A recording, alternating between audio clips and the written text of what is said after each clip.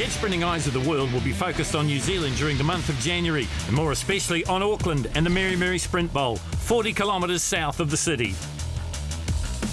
Drivers and crews and supporters have come from all around the world to take on New Zealand's best on their home soil, and the Auckland Jetsprint Club had prepared the venue accordingly. Fittingly, the world's best had come to New Zealand to take on the current world champion in his home water, and in the Suzuki Superboat class they had fitted their 4-metre hulls with every conceivable horsepower combination that money can buy. Yes, there would be drama. Yes, there would be upsets. But what most people couldn't wait for was the unleashing of the 1,000 horsepower plus monsters on Meremere's, for now, calm waters.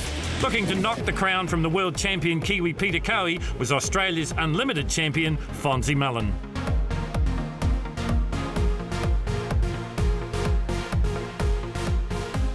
Hi, I'm Fonzie Mullen, Australia's #1.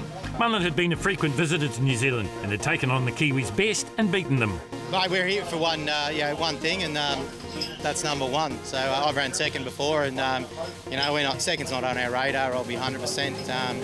With it, I'd like to again be 100% fit, but no excuses. We're still gunning for that top spot. Another regular visitor from Australia, Greg Krusty Mercier. Hi, I'm Krusty from Australia, and I raced the 27 boat. Runner-up in the last 2 Worlds held in the US, Greg and wife Dorinda were looking to go one better and retire on top. Our expectations are, as always, high. We always come to try and win. We think that we've got the package there in terms of the boat. This will be our last World Series, will be our last races actually. So we're gonna hang up the steering wheel after this series. Unfortunately, the Shark Boat's One Last Bite tour got off to the worst possible start. This crash in the last qualifier before eliminations, taking them both out, not only from round 1, but also the whole world's competition. Not the way the world #2 wanted his campaign to end.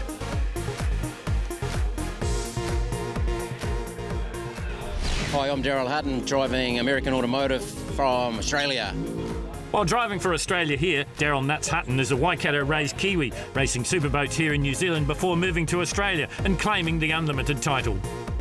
Yeah, I haven't raced here since 2011, so it's always good to come home, and it's a great experience to bring my mates back and have a play with the Kiwis. Gone from Hutton's arsenal was the fabled 670 cubic inch Big Chief. In its place, a blown 420 cubic inch small block Chevy. He and co-driver Mick Parry wanted one thing, the win.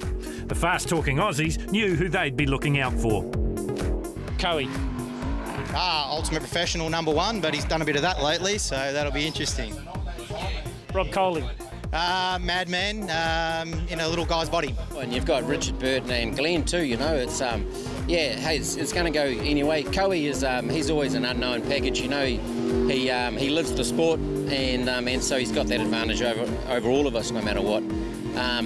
Fonzie's been unbeatable all season, and so he's on a high, and Glenn's think, he's looking positive, and Richard Burt, if the numbers stack out what that thing's doing, he'll be hard to stop too.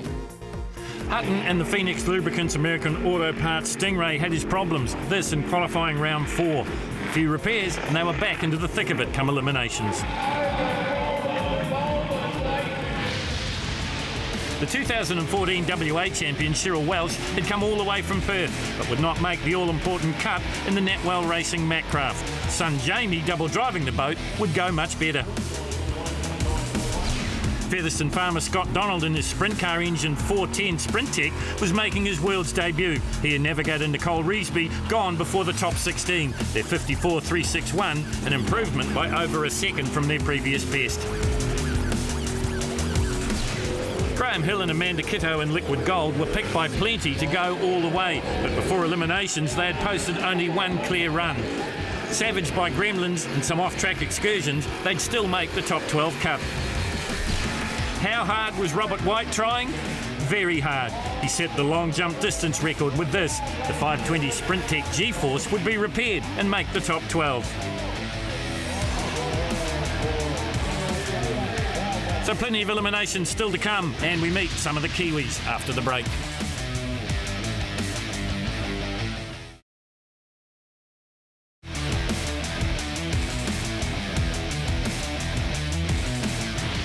The name at the top of every favourites list for the NZ UIM World Championship title was Peter Cowie, and why wouldn't it have been? 6 world titles, including the current #1, and 9 national titles to his name, means he is Mr. Jetsprint.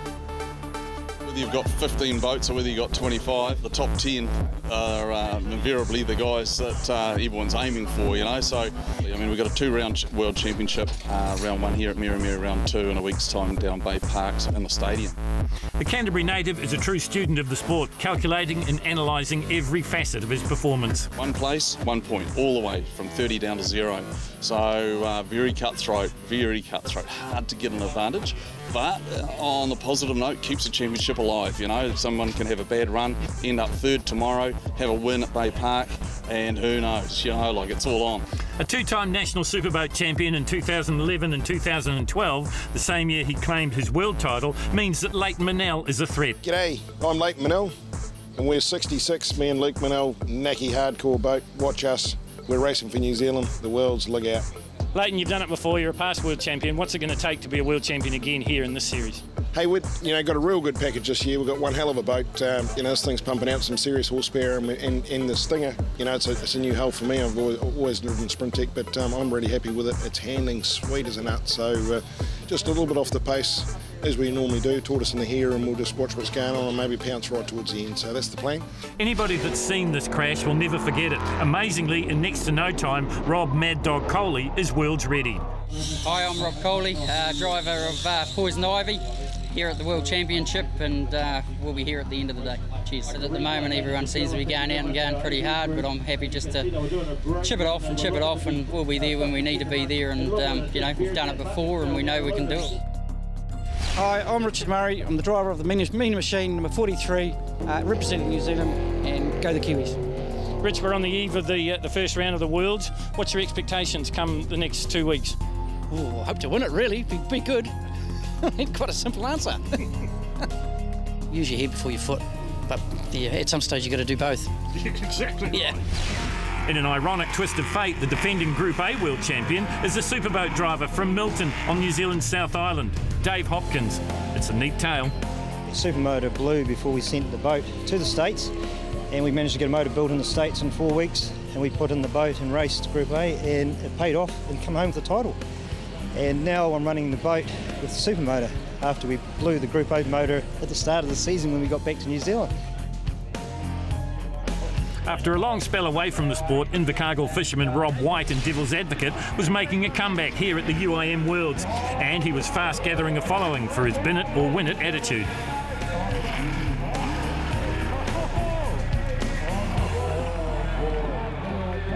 Rob, did you think with that qualifying problem that'd be your day? At one stage we thought it was, but we assessed the damage, and with the help of the Singer boys and that, we got things straightened out, and we made it for the top 16. With only testing in one New Zealand round under his belt, past 2-time Suzuki Superboat champion Richard Burt had generated a lot of buzz in his twin-turbo Nissan-powered Stinger. If the Foxton boat builder had expectations, he was keeping them close to his chest. Oh, it's definitely stacked. I've been out of the game a long time too. 2012 was the last time I drove a boat competitively, I suppose. I ended up winning that at the end of it, so that was good. This is just another level, I suppose, and we'll just see how we go. We'll ease into it and go from there.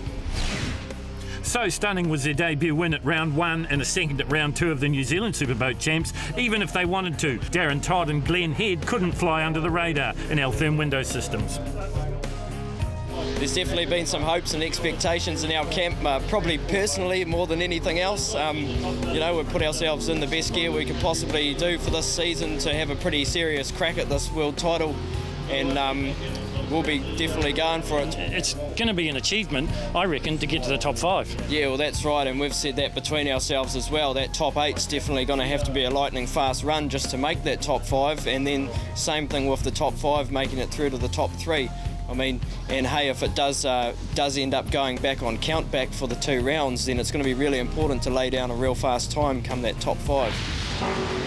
A DNF in the top 16 elimination due to mechanical problems meant defending Group A world champion Dave Hopkins and Ashley Grange would go no further in Suzuki Superboat. Eliminated in the top 12 after hasty repairs from their crash earlier meant Rob White and co-driver Ant Bradley would have time to plan for round 2. Also gone on the top 12, Richard Murray in Meena Machine. The blown and injected Ford, a rarity in Suzuki Superboat ranks. Never really looking at home here at Meremere was Graham Hill in the twin-turbo quad-cam Nissan Liquid Gold. His 5097, not quite enough. Leighton and son Luke Manell, an Air Force fireman in Taranaki Hardcore, the twin-turbo Stinger, went wrong on course in the 12, and that was the end of their day. The time blowing out to over nearly a minute. So we've found our top 8, or in this case, a top 9. And on top, it's the Kiwis. Altherm Window Systems, Glenn Head and Darren Todd with that 44.774. Jamie Welsh and Joel Page had proved the revelation in the unlimited class in Australia in 2015, eventually finishing 3rd. Here, he was considered an outside favourite, but this mechanical problem cost them. Also not progressing out of the top 12, despite laying down their best time of 49.151, was Aaron Hansen and Julianne Shanks in Rusty 1. There was heartbreak for father and daughter team Nick and Ella Berryman, the Riverjet Stinger blown Chevy throwing a rod in the top 9.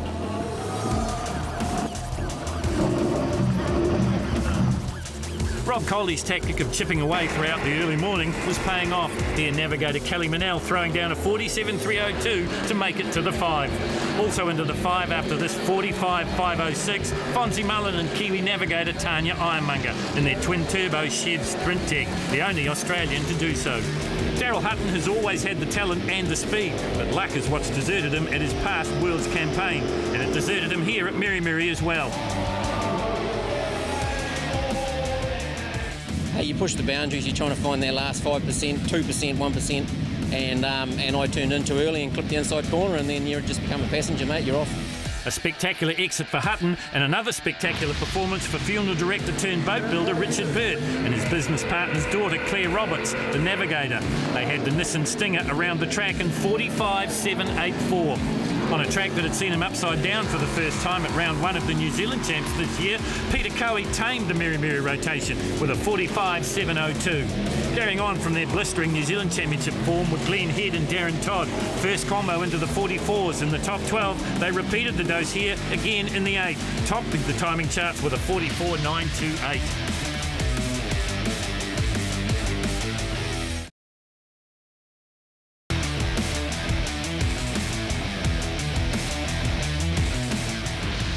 So we've found our 5 and we say goodbye to Aaron Hansen, Nick Berryman, Jamie Welsh and Daryl Hutton. So it is still Glenn Head and Darren Todd on top with that 44-second pass.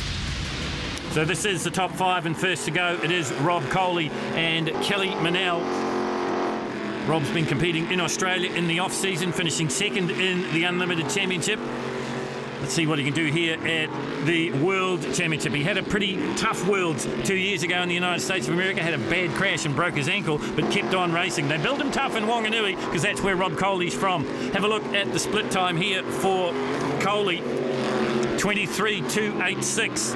So he is going to be the flag bearer, if you like, in the Suzuki Superboat field.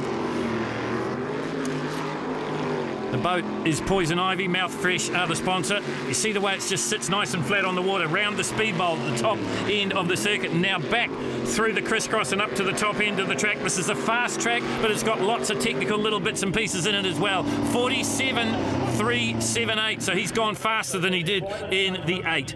A good improvement for Rob Coley and Kelly Manell. This is 53 Stinger. This is Richard Burt and Claire Roberts. Best time in the 8 was 45.784.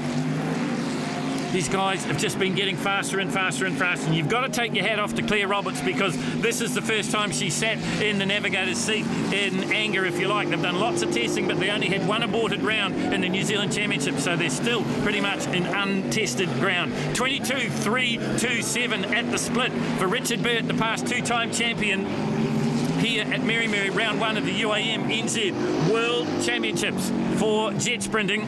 Heading down towards the finish line, he's got to beat the 45.784 he did in the 8. Is he going to do that? One couple of corners to negotiate, and then he'll turn and head towards the finish.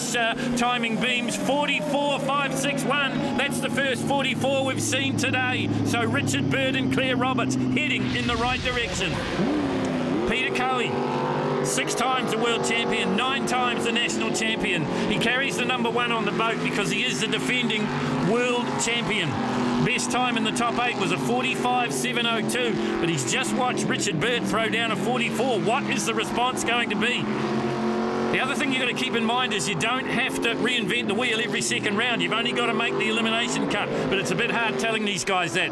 22.983 for Koei and Sharma Putaranui. That's the same navigator he used to take the world title 2 years ago in the United States of America. Or just a little bit untidy for Mr. Perfect there. So that's going to cost him maybe a 10th, maybe a bit more. Time to beat the 44.561. Is it going to be good enough to do it? The boat is NZ Trojan Total Oils. It's a 570 track sport aluminium engine behind it. 45.384. He's just off the pace of Richard Burt, but he should go through. Fonzie Mullen. Tanya Ironmonger doing the duty. She's been a navigator for hire so far in the New Zealand Championships, and here she is popping up with the Australian 3-time unlimited champion, 2013, 2014, and this season as well. And unbeaten this season, and not the perfect lead up to the Worlds, because in a motocross accident he not only broke one leg, he broke both. He was wheelchair confined. He's done a few surgeries, and here he is back to his very best. 22.549. It's the split time. So we're watching the progress here of Fonzie Mullen. Oh, he just looked to have 2 bites at the cherry on that corner there. Maybe there's a slight problem. We'll keep an eye on it. But slowing a little bit as he comes out of the speed bowl. Had to have a double bite at that corner as well. Maybe there's a problem for Ramjet. This will ramp up the drama. He's told us that he wants the number 1 and nothing better. 45.733. He'll make the split, but he won't be happy. My arm restraint buckle got caught in my oxygen bottle, and I couldn't steer around the back half. So yeah, not impressed, mate, at all.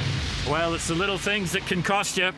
Glenn Head and Darren Todd next to go. Top 8 time, 44.928. L-Therm window systems. This is a brand new package.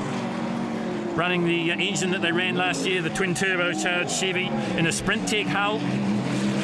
These guys have really been working hard, and they had a blistering debut in the New Zealand Championship round right here at this very location. They won pretty much straight off the trailer. 22.094. That is the fastest split so far now. So the times keep tumbling here at Meremere. Round 1 of the NZ UIM World Championships for 2016. What are we going to see here?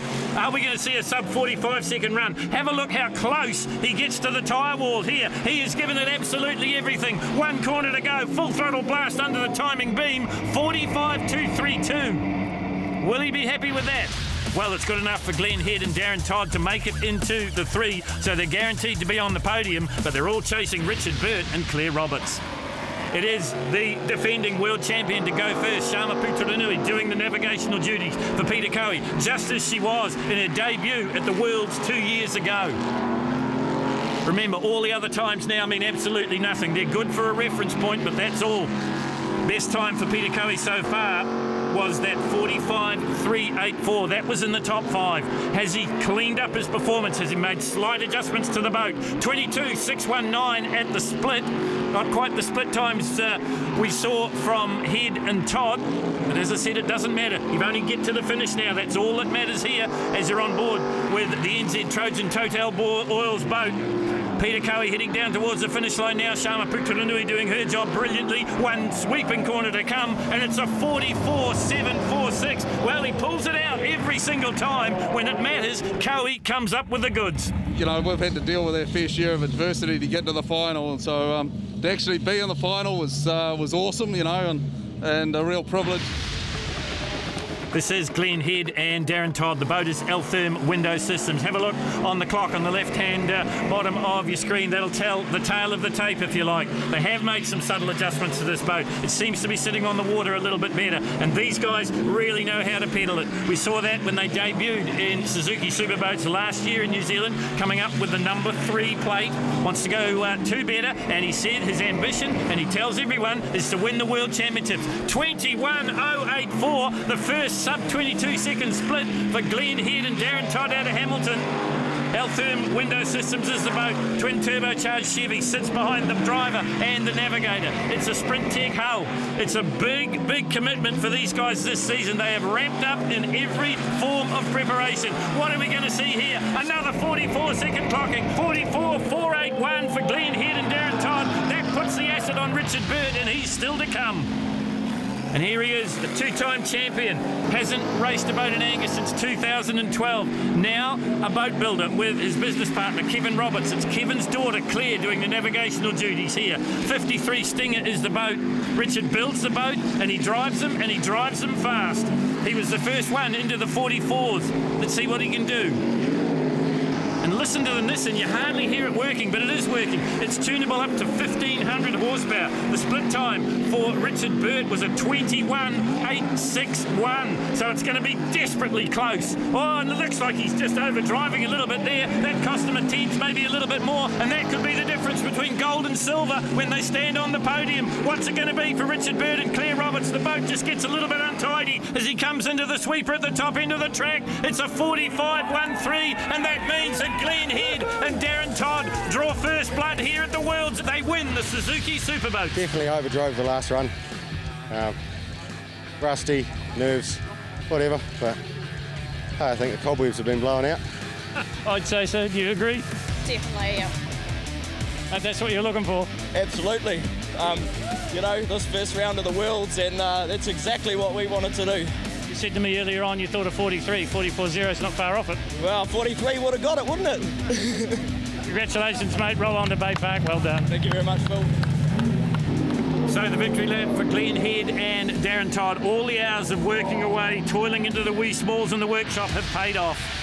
So if we have a look at the point situation and the overalls, Glenn Head and Darren Todd, they pick up the maximum 30 points. If we have a look at the situation there, it is Peter Cowie and Sharma Putranui in second place, and then it is Richard Burt and Claire Roberts in third.